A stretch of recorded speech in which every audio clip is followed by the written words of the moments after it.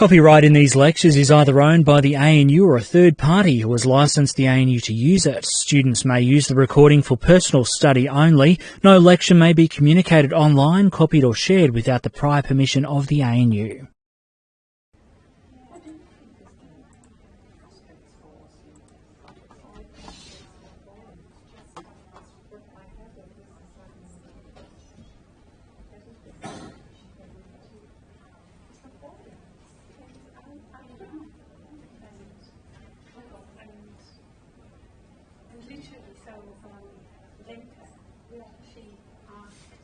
Contribution from different languages and in different languages. So we've noticed in English, Polish language, the writing, and then translated to Polish. So there was various kind of languages. And secondly, quite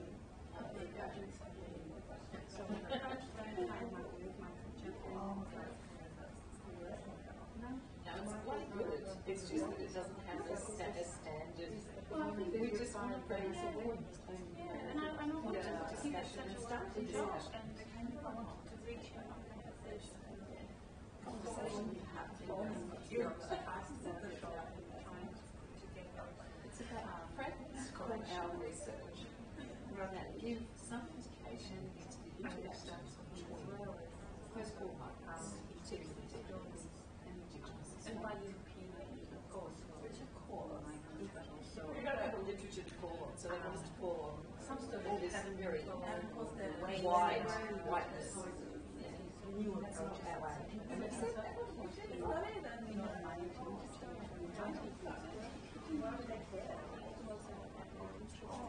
I'm really retired.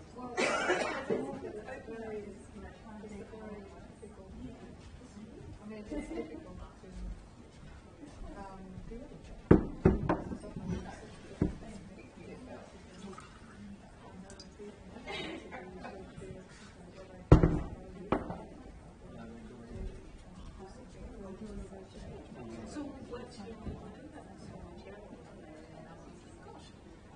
this work?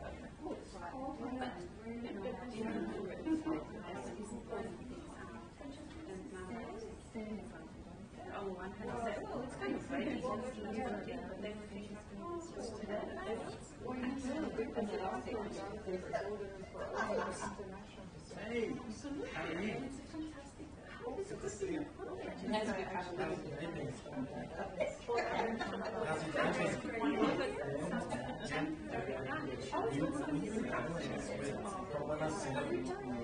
permanent feature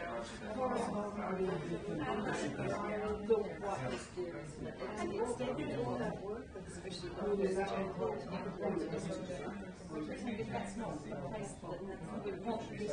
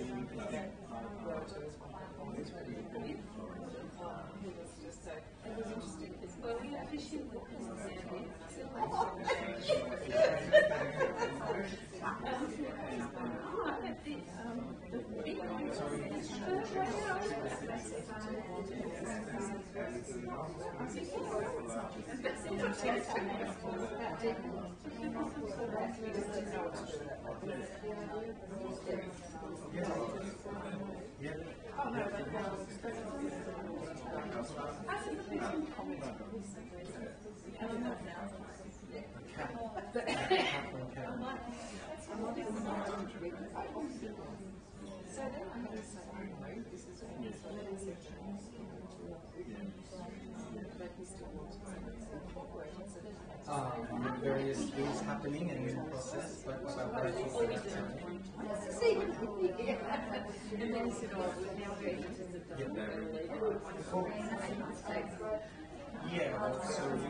we have a website. You can kind of check out like what we've been doing.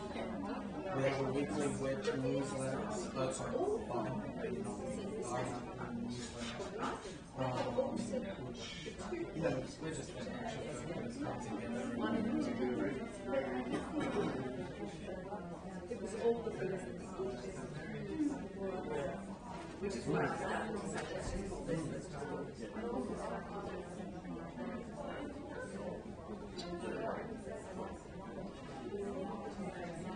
Sure.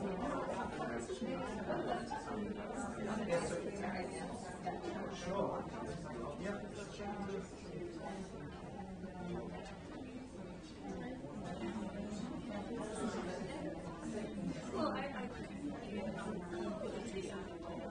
Interest to do, say, history, archaeology, I mean, sorry, architecture.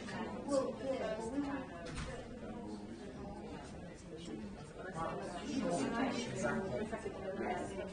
Yeah. And then there are various diasporic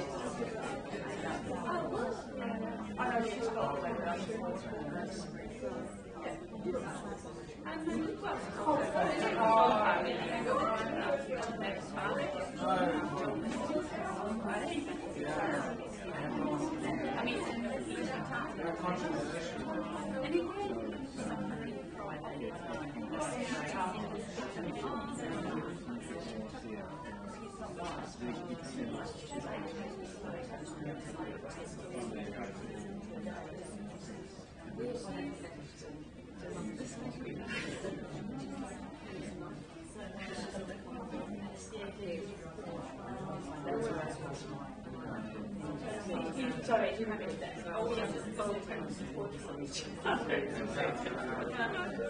I will not say that. No idea.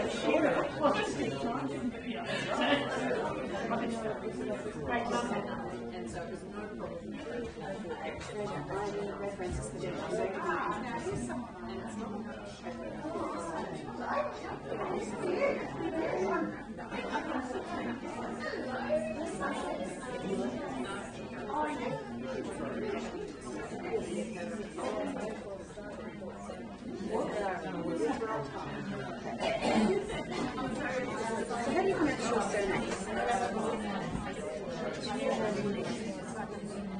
Okay,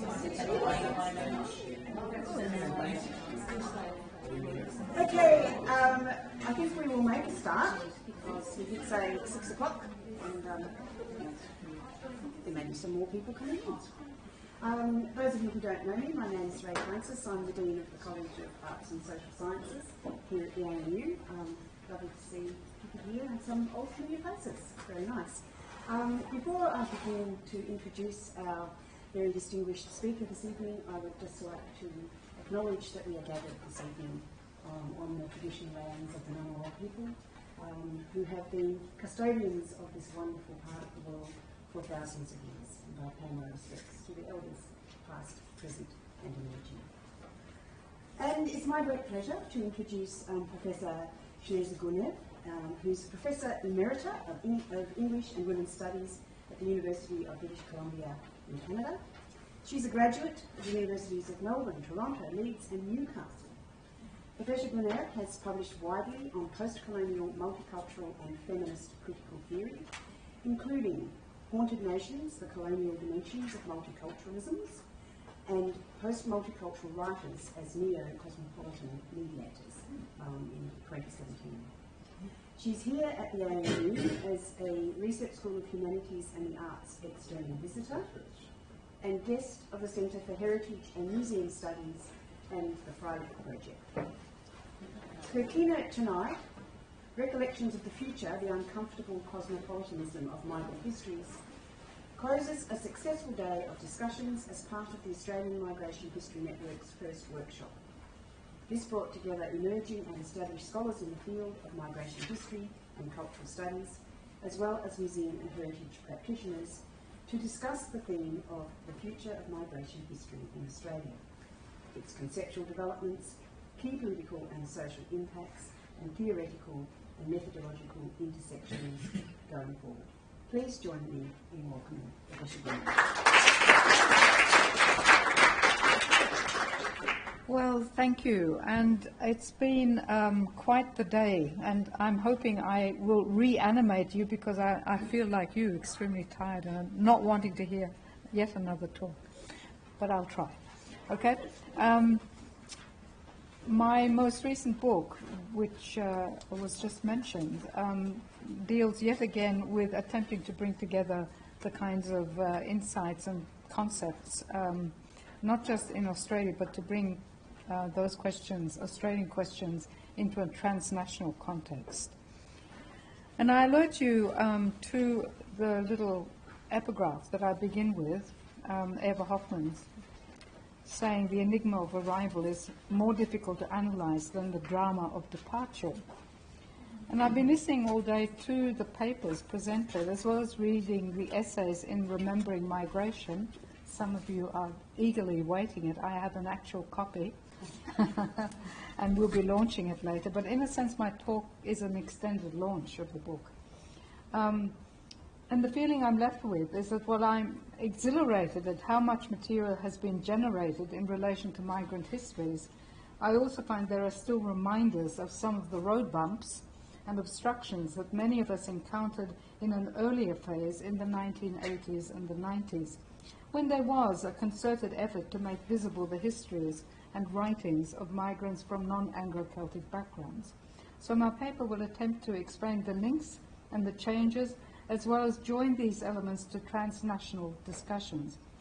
And my main point is incredibly obvious and has been raised today, of course, that with migrant histories, we need to bring together the fields of history and literature, as well as sociology, and that this could well be done via the central node of memory work and narrative. And so I'll begin with a question which has also been raised in various ways today. By whom and for whom are these migrant histories written? I left Australia to work in Canada in 1993, but have returned every year since then. So in a sense, I'm constantly reperforming a serial migration and giving substance to Eva Hoffman's statement regarding the enigma of arrival, a phrase, of course, that V.S. Naipaul also used. Arguably, I have never actually arrived. In some senses, this is true, but at a visceral level, I do encounter Australia on each occasion, Every time I land here, I smell the place, and depending on the time of year, it is a mix of heat and the scent of the trees, as well as the famously raucous cry of the birds. And I melt. And of course, the variant light and differently positioned horizons. This list is meant to represent an evocation of the growing field of body memory, one that is based on the idea of the body as disciplined by a bedrock of sensations, and sensations in themselves are a useful way of differentiating affect from emotions, which are named and therefore enter a taxonomy of mapping the field of culturally legible feelings. Sensations are often chaotically illegible. We don't know quite what we feel as yet. It's a useful distinction. So by whom and for whom are these migrant histories written? In the early 80s, in my first tenure-track job at Deakin University, I was fortunate to be thrown into a pedagogical model based on the UK's Open University, where distance education material was produced by interdisciplinary teams. And the first-year course that we were creating was simply called Narrative, and included disciplinary experts from literary studies, history, philosophy, geography, alas, not the sciences. We chose the historical period of the Great Depression to encourage our students to conduct oral histories by interviewing family and friends. And these interviews then underwent various modifications to enable students to learn about the genres that were contained by that capacious term, narrative, highlighting the central role that storytelling always plays in our lives, and pointing out how the question of who writes and for whom shapes the stories in fundamental ways. The period chosen presented difficulties for someone with my history, and that's when the light bulb went off for me. I realized that someone like myself entering Australia at the age of 4 in the 1950s would find that process difficult. And the result was to have a parallel topic, post-war migration. For me, that's where it began, and the components of that section of the course material included interviews captured in 2 videos, as well as written accounts that for practical reasons were confined to English. It was then I realized that this was the tip of an iceberg. I also encountered quite a deal of pushback from members of my course team who queried some of the historical background I'd been able to unearth, including, I might mention, the infamous dictation test. They didn't believe me. Right? The reality was that at that time there was very little material around, and I had to do quite a lot of primary historical research. And how I wish I'd had some of your books that exist now.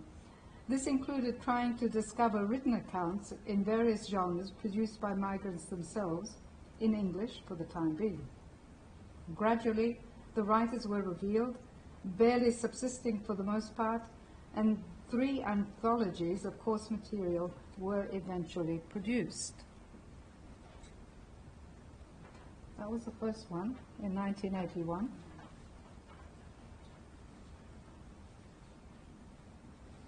That was the second one in 82.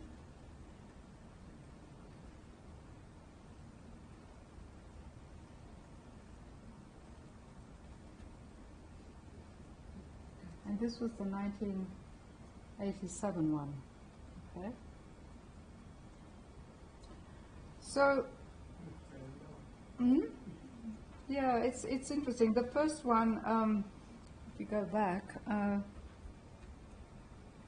included Imre Basch, for example, who was interned in 1941 and went on to become foreign editor of the Sydney Daily Telegraph. The 2 pieces by Sophia Crook, who also went by the name Penny Harding, are more along the lines of oral history. In the 1982 version, I included a piece by Egon Kish because I was interested. This actually dealt with it. The extract dealt with the dictation test. Okay, and 1987. By 1987, the emphasis was much more on writers than historians, and you might recognize some of the names. Okay. It's also important to mention the ancillary material. The photos. In the first version, we included photos taken by the course team support photography in and around migrant areas, as well as purloining cartoons. And, they were more lax in those days around copyright, which we did see, but I think it was different. Educational material was often exempted from the charges that you get these days. In the second and third versions, photographs and graphics were more historically situated. By the 1987 version, we had joined forces with Peter Lyotard. There you go, Alex. Yeah. That's politics. Whose graphics and publications became an important artistic milestone in Australian visual culture. And the visual material is filled with affect, certainly for me, because many of the photos taken in the earlier versions were taken in St Albans, on the outer limits of Western Melbourne, where I grew up. And I recall that we used them mainly as pedagogical triggers, as spurs for the rewriting we asked of our students. So to answer my own question, we were producing these histories for people like ourselves from non-Anglo-Celtic backgrounds who had various attachments to migration, as well as being animated by the proselytizing desire to make this absence visible to larger Australian audiences. No question, we were very aware of that. Later, there followed the creation of the bibliography and the first collection of material mostly donated by writers themselves or by their families desperate to have this primary material rescued from the town dump. There was also the realization that whether these histories were written for the mainstream or for each other meant a great deal. I would contend, based on this workshop and what I've heard today, these histories that are for each other, descendants of the original non-Anglo-Celtic migrants, are only now being produced as a matter of course and valued in their own right. Because one of the difficulties I encountered when teaching this material is that I simply could not assume that there existed a solid historical tradition as reference point, much less a literary tradition. On both counts, one was constantly put in a defensive position, that is, whether those histories mattered as much as the dominant migrant histories that did exist and dealt primarily with the colonial settler migration as part of the historical fabric of the nation. The parallel problem existed in relation to what was recognized as literature in English, really the only choice in an officially monolingual nation, where migrant writing, even when in English, and there's lots, were acknowledged only as aspirational attempts at mastering that tongue. This was the situation, frustrating to say the least, that prevailed at the time of my own further emigration in 1993. So here we were, as my friend, the poet Antigone Kafala would say, and Antigone herself, through her work as arts officer for the Australia Council, laboured indefatigably to get the cultural contributions of non-Anglo-Celtic artists recognised across the country. I'd like to believe that all these activities in the 1980s helped pave the way for the more robust life of migrant histories now in Australia. I do know that the archives I and others attempted to set up have been revealed to be somewhat fragile. As I'm discovering, even national archives are horrific. For example, the multicultural literature collections set up at Deakin University on 2 different sites are not necessarily visible to researchers. Similarly, with the bibliographical material that was folded into the AusLit database, which I now hear has basically stopped developing. It's no longer being funded, which is unbelievably horrific. However, there was one small moment as I was preparing this talk when that invisible work several decades ago was sort of vindicated. In the fascinating papers collected in Remembering Migration, Klaus Newman's essay rightly draws attention to the meaning of we in various state documents, and in particular, the mission statement of the National Library. The rhetoric of the multicultural statement of 2017 implies that we do and think, what we do and think can be taken as a given. We and our nation have already been demarcated and are firmly in place when the migrant arrives. The migrant is to identify with our history, while we are not expected to incorporate their histories into our understanding of who we are. Using the example of the Polish, Jewish, Australian, British writer Janina David, he does some sleuthing to show why her work is rendered invisible in the Australian National Library collection. Here is a perfect example of what I mean by setting the importance of interdisciplinary collaboration between historical and literary fields, and would actually like to add sociology here. In the print version of the 1982 bibliography, Janina David has an entry. And this actually comprises other titles than the ones mentioned in Neumann's bibliography. So consequently, she's also in the OSLIT database because the bibliography records were folded into that database due to the sterling work of Wenche Ormondson, who took over my project at Deakin University. But there is the same frustration that Neumann encountered in that the National Library did not necessarily code their collection in such a way that researchers, national and international, into post-war migration might find useful.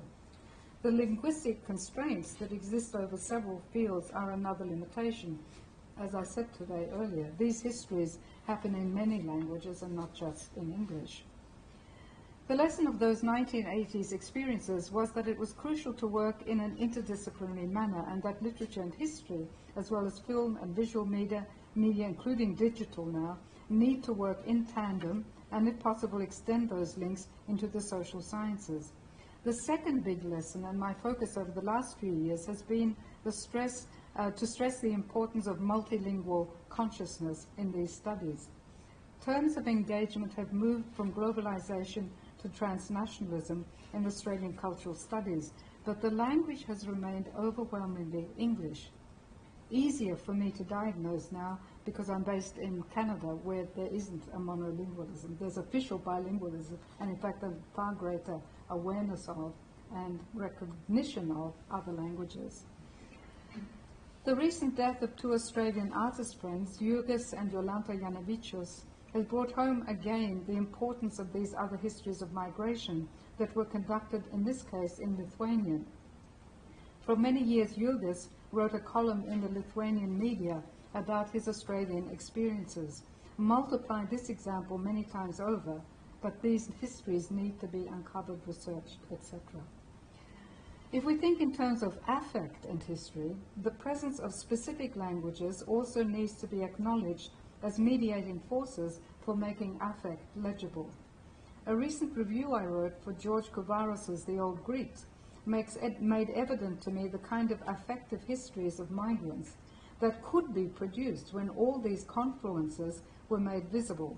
Kouvaros is the author of numerous studies of American cinema and cinematographers, but his text brings his scholarly expertise to bear on the archive presented by his own family's migration from Cyprus to Australia, and on how this in turn relates to the Greek-Australian diaspora. Beginning with his mother's creased identity card from the era when Cyprus was colonized by the British, Kouvaros links the great themes of 20th century migration to the affective structures provided by both photography and cinema that give purchase to those lost, local, and uprooted individuals swept up in these global eddies. His relatively short and multifaceted meditation provides an analytical scaffold as well as moving response to his own question, what do we owe our ancestors and the dead? Because my question concerning the readership for those histories we produce is also attached to our responsibilities as descendants to our ancestors here in Australia, where many are buried, including both my parents, who had inhabited German and Bulgarian as well as English. Kouvaros links his family stories to the Greek Cypriot diaspora, as well as embedding these tales within the histories of cinema and photography relevant to those years. In other words, another pedagogical element in his text is to show how these non-Anglo-Celtic immigrants contributed to Australian modernity. The results are rich, layered, and immensely generative for producing very different histories from the mainstream ones that we're used to. Embedded as well in what I'm presenting here is an attempt to suggest that given the current dominance of the notion of everyday multiculturalism, there is an assumption, not always examined, that authenticity may be within our reach and that it is best grasped through the supposedly direct encounters inherent in interviews and oral histories. The data produced is somehow raw and available to researchers, whether historians or sociologists. So I was interested to see Andrea Whitcomb's critique in Remembering Migration of the ways in which oral history interviews were used in heritage installations. While the curatorial aim is to encourage an understanding of the harsh conditions migrants face, the lack of an individual human story of a person with a name, a face, and a voice disable visitors from identifying with those whose words are quoted. They remain an other because we are following types rather than a specific person or family. The story is representative, a narrative that shapes a collective memory which determines how this period can be remembered. So recent scandals in social media, concerning social media, have also made us more aware of the problems with considering people's own stories as raw data to be purloined and manipulated by the chosen few. So don't get me wrong, I have nothing against interviews and use them extensively, particularly in the 2 videos that I produce. But these were flanked by the very diverse writings coming from migrants themselves as well. And these days we are certainly aware that Australian literature has produced formidable writers who don't emerge from the traditional Anglo-Celtic backgrounds. Think Brian Castro, Christos Tsiolkas, Michel de Kretser, to name a few, and David Malouf is a kind of precursor to those. However, these writers have not usually been associated with the field of migrant histories, at least not after their first books. Then the reason is the one I hinted earlier, that being tagged a migrant writer did not do your career any good whatsoever. You were either perceived as writing broken English or producing raw memoirs that belonged to oral histories at best. So let me give you an example here. Jane Pershing, where is she? Chapter in that book mentions within the context of oral history the work of Peter Schonecki. But Schonecki is one of the first self-consciously migrant writers who made the experience of these non-Anglo-Celtic migrants palpable. And it's no accident that his work was set over many years in school curricula. His poetry was therefore something that I grabbed straight away from that first anthology. I should also comment on the uncomfortable cosmopolitanism of my title. A recent survey of where we are in the Neo-Cosmopolitan debates is a special issue of New Literary History of 2018. And the issue is organized around the appraisal of the work of Kwame Anthony Appiah, whose 2006 text, Cosmopolitanism, Ethics in a World of Strangers, formed one of the dominant reference points of the neo-cosmopolitan conversations over the last decade. In a conversation between Appiah and Homi Bhabha, Bhabha states that, quote, citizenship for the vernacular cosmopolitan is a quest for political and economic security in conditions of duress or distress. Kristeva calls it wounded cosmopolitanism. And this term, wounded cosmopolitanism, appears to originate in Kristeva's text, Strangers to Ourselves, and is summarized in the final pages as consisting of recognizing the fearful strangeness and uncanniness within ourselves that threatens to undo us at any moment. While that vulnerability connects us with others like nothing else does, too often it is projected exclusively onto others as a way of expelling its reference to ourselves, and functions to the extent of not even allowing those others to breach our shores or borders. That denial means that those who comprise the museums of identity called nations are already undone by this failure to acknowledge their unconscious core repository of strangeness, a storehouse of potential creativity as well as chaos. So where are we now with our wounded cosmopolitanism and the strangers who include asylum seekers trying to enter Australia, a country founded on settler colonial immigration? In the past, the non-Anglo-Celtic histories were excluded. Now the bodies that contain them are also excluded. Generally speaking, it appears that our migrant histories and migrant writings and literatures have been kept separate from the discussions and debates regarding refugees and asylum seekers. One chapter in Remembering Migration that does connect them is Alison Atkin Phillips' chapter on the Enterprise Migrant Hostel that operated in 1970 to 91. It was a memory work project associated with this site that shows the different degrees of support offered migrants in the 1970s and the hostility and brutality of current incarcerations. The example of Behrouz Bouchani, who has already come up today, has also raised global awareness of the change in Australian immigration policies and charged us as well with realizing the importance of demanding that these vulnerable figures be permitted to produce their own accounts, including their multi-generic writings.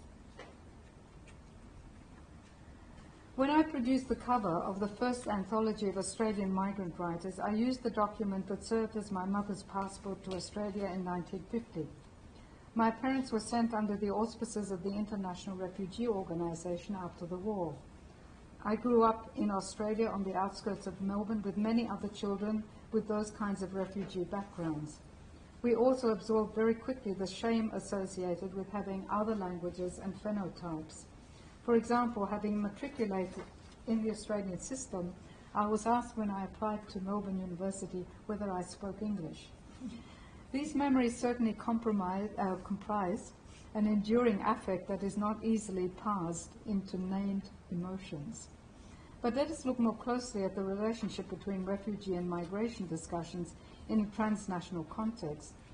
In her recent brilliant non-fiction study titled The Ungrateful Refugee, What Immigrants Never Tell You, Dina Nayeri, part of the Iranian diaspora, analyzes precisely that territory and how desperately refugees hone the stories they feel will resonate with whatever European border authority they encounter in the dice roll that represents their lives.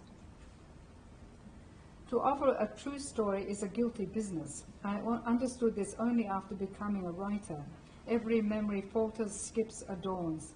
The story takes on mythic or hagiographic qualities because the mind is thirsty for meaning. How tricky are memories, how inconvenient their gaps and contradictions, how vulnerable to desire. To pass an asylum interview, you don't just need a true story, you need to tell the story the English way, or the Dutch or American way. Americans enjoy drama, they want to be moved. The Dutch want facts. The English have precedents, stories from each country deemed true that year, that month. The Dutch have something similar. Americans like the possibility of a grand success story. They adore exceptionalism and want to make all greatness American. As Nayeri points out, there are many other rhetorical traditions ingrained in world storytelling. The Iranians like symbols and metaphors. Lies aren't lies if they point somewhere. In Iran, our literature is winding and dramatic. We bury the lead. The Dutch and Germans see these as markers of deception in the Western world. In the Western world, literary critics condemn these techniques as false. To satisfy the asylum officer takes the same narrative sophistication it takes to please book critics. Hence the importance for all those who deal with narrative in any form of becoming familiar with rhetorical traditions, mostly still taught in departments of literature. I was trained at Melbourne University in a leave-aside tradition where there was really only one correct manner of telling stories, and the fact that this universalism was specific to an English tradition deemed a sensibility that you were basically born with, or not, was never explained or explored. I can hear its echoes today in numerous mainstream Australian book reviews, including reviews of so-called migrant writers. Anything experimental emanating from such writers is often given short shrift and accused of perpetuating inferior English language skills. The example of Anya Baldich comes to mind. Please do seek out her recent novel, Horse. Fortunately, there are now other venues, such as Mascara, The Lifted Brows, Sydney Review of Books. I hear them all the time, and I've written a great deal about the politics of English as a world language. In my book, I cite Brian Castro in an interview published in 2011 that, quote, "Not everything is in English." I'm not sure if I've got this one. no, sorry. Not everything is in English. We just make this assumption, well, Anglos make this assumption, that the masterpieces of the world will automatically be translated into English. It doesn't hold true, because there are huge masterpieces out there that English speakers will not ever access because they can't speak that language. It's also useful to recall the point made by Deleuze and Guattari in A Thousand Plateaus that, quote, there is no mother tongue, only a power takeover by a dominant language that at times advances along a broad front and at times swoops down on diverse centers simultaneously. Arguably, English is that kind of dominant language to which Deleuze and Guattari refer, and it served the nationalism of the settler colonies particularly well. Here is Salman Rushdie from his most recent book, Quixote. To redescribe the country in their private language was also to take ownership of it. I understand now why the racists want everyone to speak only English, Sancho told Quixote. They don't want these other words to have rights over the land. Their linguistic act of possession made the country begin to make sense again. The random spatial and temporal dislocation stopped, the world settled down, and gave Sancho the illusion, at least, of comprehensibility. Perus Buchani, for the moment, on a visa in New Zealand, does not write in English, but his writings in translation have fortunately made a considerable impact in Australia, although the analysis of his poetic lyricism, another rhetorical tradition, has yet to attract proper attention. Denise Phillips, in Remembering Migration, encounters these other traditions when she interviews an Hazara refugee, a former poet, who alerts her to the significance of using silence, metaphor, and digression, and for the need to recognize the importance for narrative authority to be retained by the teller. These include being able to use his own rhetorical traditions, and all this echoes themes in Nyeri's account. Buchani's status as refugee needs to be linked to other refugee traditions in Australia. The ways in which refugee discussions need always to be linked to migration stories, including the colonial migration of the dominant group, is illustrated by a recent essay by the feminist and psychoanalytic writer Jacqueline Rose, who points out, the more the system turns asylum seekers into criminals, the more the law flounders, as it runs the risk of exposing the criminality of the state. Violence at the borders of the modern nation-state has been the chief means by which modernity has contained and denied the violence of its own civility. Violence at the border obscures the violence of the internal social arrangements of modern nations, which fight to preserve the privilege of the few over the many. This awareness of what I mean by notions of uncomfortable cosmopolitanism, that one is aware of what has been camouflaged in order to produce a veneer of belonging. Linking refugees and asylum seekers to migrants would be fundamental to any project dealing with the affective dimensions of a national history, something about which we've been hearing a great deal in today's discussions.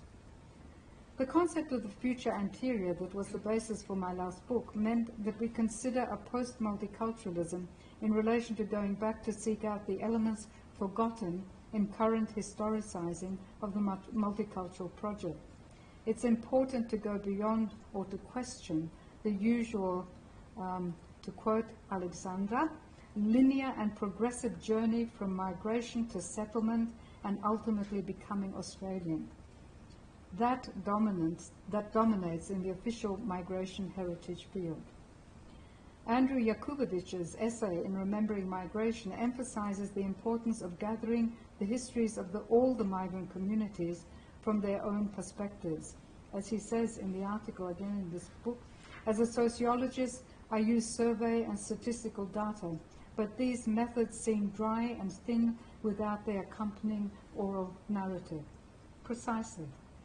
Jakubowicz gives a meticulous account of his epic coordination for 30 years of both Making Multicultural Australia and the series Once Upon a Time in a variety of contexts, based on the idea that the first things organized in migrant communities was crime. That's that second one, Once Upon a Time in Cabramatta. He catalogues the enormous amount of work that has gone into these projects that are then discarded or archived and in effect are in danger of becoming invisible once again. It's crucial to form networks that keep these archives alive and connect them with the new efforts in the digital and graphic media, demonstrated by Sapta Ahmed and Daniela Trimboli in a recent archive quest. Help me bring it up so that I can click on it.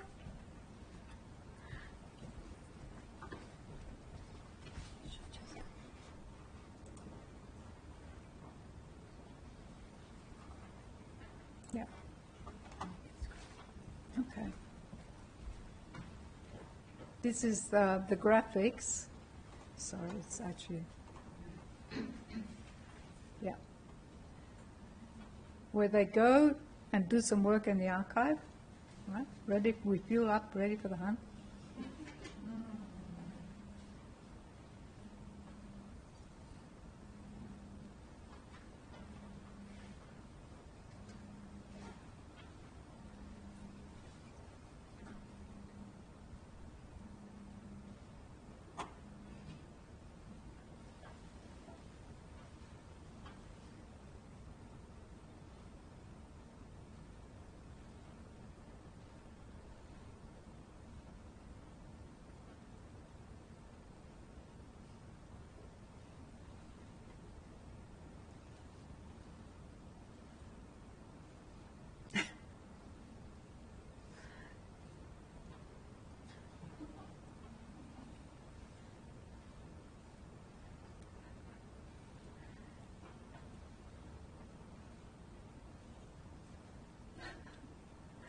Just a reminder, it's the excitement of the archive, okay?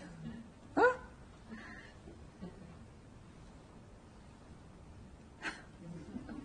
Thank you.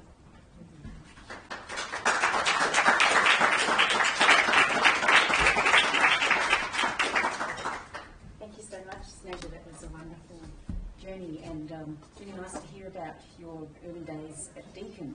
All that exciting work was done at the same time as you were there. I must have been teaching a course on the Australian city, which was of course. also conceived as an interdisciplinary course. You did look familiar, actually.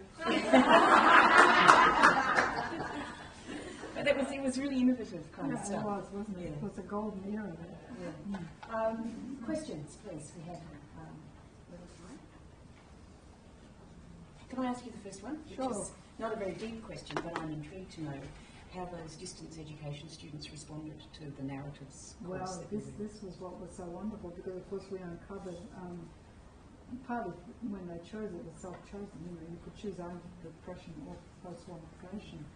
And so we uncovered lots of people who, with whom that resonated and who felt for the first time that they were able to talk about their own experiences. So it was very, very interesting. And we did all kinds of collections and so on of their writings as a result of that. Who knows whether they still survive some of them, the barrels of Deakin, I imagine not, but yes. Mm.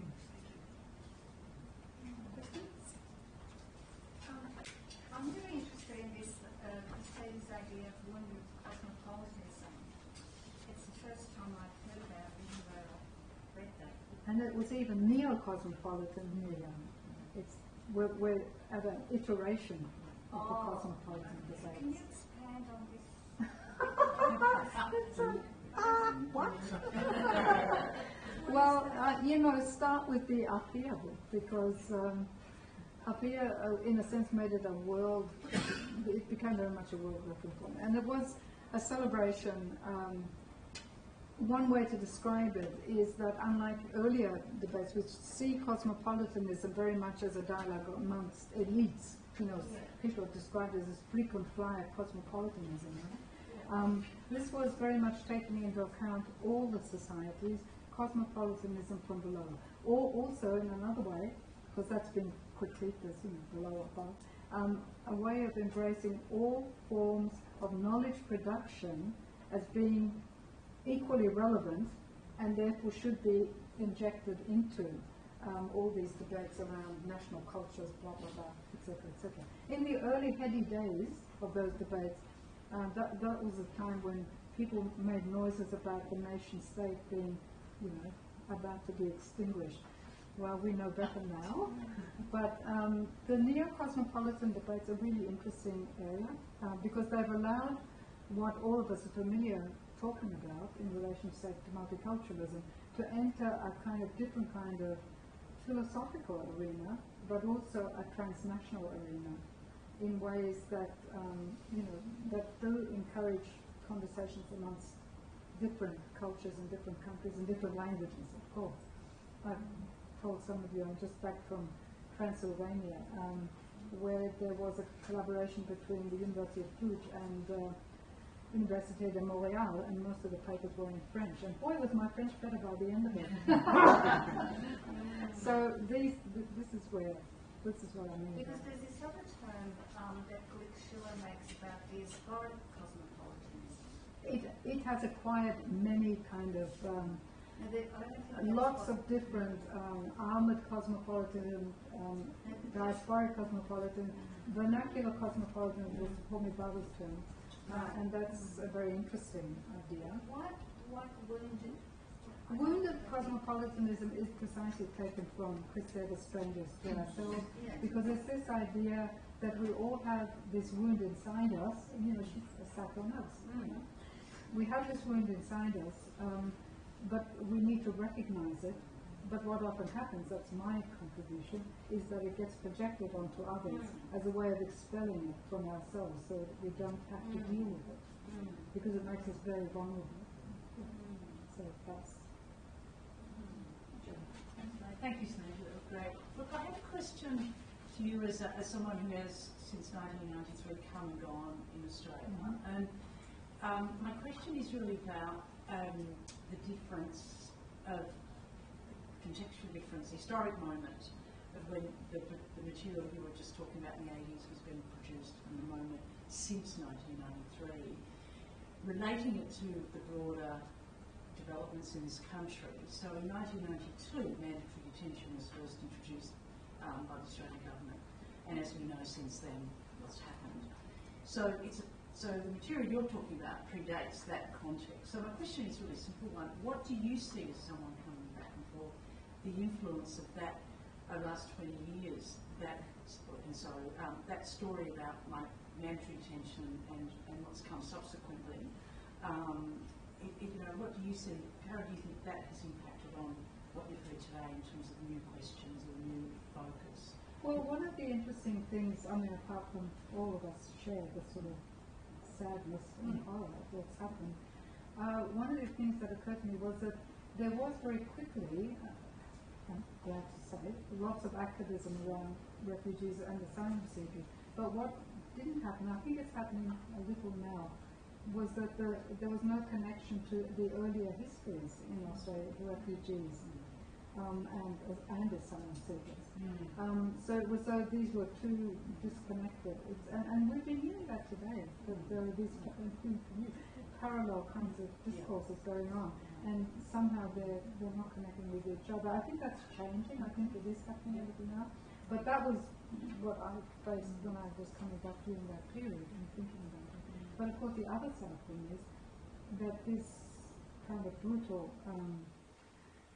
detention and also keeping people offshore is happening around the world.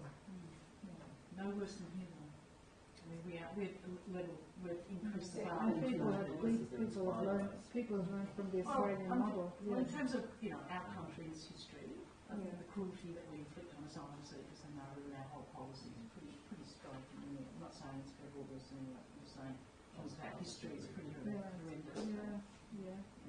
And like all of us here, I cried when the current government was brought back because, as I said to my Canadian colleagues who looked at me and whispered, and the thing is, you'll find if you don't vote in Australia, so you haven't got the excuse of saying there was a poor turnout.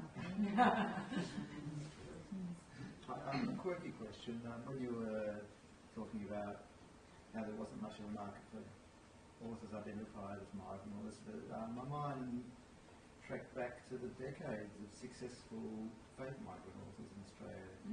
Brady's probably the most famous of them, but then Ben came most recently. And fake Indigenous ones that have sold substantial numbers on the basis of...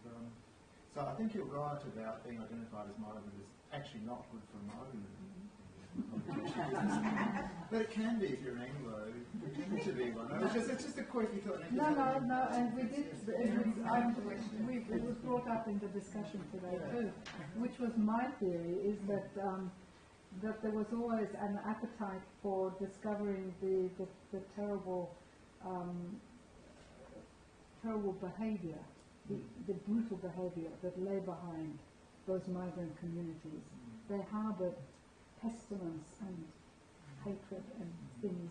And see, we told you so, came out in this book, which got every award you can think of. Right? But it raised, I have to say, it raised an interesting discussion. She wasn't alone. There's a long history of fake migrants. But this was a conspicuous one, I agree. And it's sort of an Australian phenomenon. I'm seeing it in the paper now around Bruce Pascoe. Yeah. He's not a real Aboriginal. I mean, that... Just got me thinking. Yeah. Another question? Yes. Thank you very much. Learned a great deal. I think I'm framing. I guess it's a disciplinary question. Sure. History and literature, and how you kind of navigate those two spaces. And then the comparative element with your own career mobility. Are things done differently in Canada? You know, are the relationship between these two spaces. There seems to be a location of literature as source and archive, and at the same time a kind of tension between the histories that don't use them or don't use them well enough. And I'm wondering whether that's... Interesting question, Andreas. You know, a lot of, well, because humanities generally have to redefine themselves constantly because they're so understood everywhere, there is much more of a, you know, they've morphed into cultural studies, and there is much more kind of interaction between history and literature. In that space. Yeah, and also Indigenous writings have become huge in Canada as well. So there is very much a sense of having to think about history always in relation to literature. But what I was trying to point out was that the kind of rhetorical nuances and complexities are still largely taught in literature departments, and it's an important thing to remember, because those kinds of awarenesses, I think, are something that's still lacking from analyses of, you know, non-Anglo writings in general. I was just thinking about this migrant writing and the category of migrant writer or writing, and we've already started talking about it, but I feel, well, I agree with what you say, that people, the writers who are associated with this category are kind of doomed to failure in a way, or that they don't want to be. And Peter Strzelecki is, I think, also, who is such a migrant writer, and yet I recall he really didn't want to be kind of connected with this. Yep. Anya Valvich was completely, I don't care, and I had a discussion with her some time ago.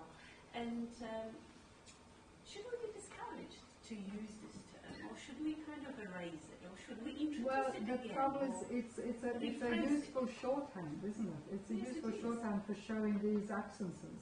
But I agree, no, it's a terrible term. And I've tried to use many different, synonyms. But I was talking to some of you earlier that part of the paralysis occurs when people say, we only have to find the right term and then everything will be solved. And no, that's not the case.